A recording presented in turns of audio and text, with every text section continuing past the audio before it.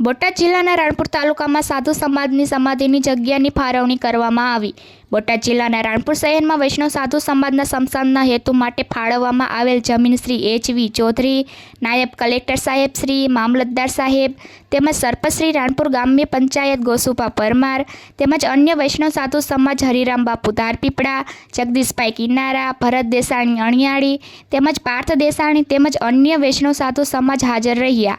Diu mirror news Gandhinagar જિલ્લાના સહતંત્રી Rohit R Jatapara તેમજ બોટાદ જિલ્લાના સહતંત્રી રાજેશ દેસાણી હાજરી આપેલ હતી।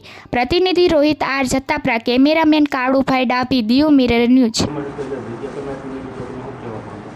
સાધુ સમાજ દ્વારા અમને જે અરજી આપવામાં આવેલી હતી અને પછી એ જે અરજી હતી તો અમને ધ્યાનમાં મળ્યું કે એમના સમાજ માટે અહીંયા જેનું કોઈ મૃત્યુ થાય તો એમના માટે વિધિ કરવા માટે કોઈ જગ્યા નથી, એટલે તાત્કાલિક ધોરણે અહીંયા જગ્યા ફાળવવામાં આવી છે। અને અમારી જાણ મુજબ એનાથી જે તાલુકામાં રહેતા લગભગ 1000 લોકો છે, જે લોકોને લગભગ અહીંયાથી 100 કિલોમીટર દૂર સુધી ડેડ બોડી લઈને જવું પડતું હતું, એમાંથી રાહત મળશે અને એમને જે ક્રિમેશનની પ્રક્રિયા છે એ અહીંયા કરી શકશે, જેથી કરીને એમના માટે ભવિષ્યમાં સગવડ થઈ જશે।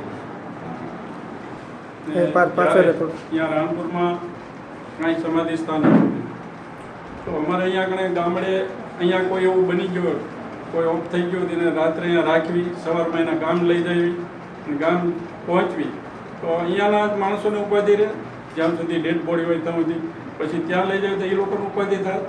એટલે અમને અમારું સમાધિ સ્થાન હતું નહીં અને અમારું સમાધિ સ્થાન કરવામાં મેન તો અમારે ગોસુભા પરમાર રાણપુર જે ગામના પ્રથમ નાગરિક એમને ખૂબ સાથ સહકાર આપ્યો।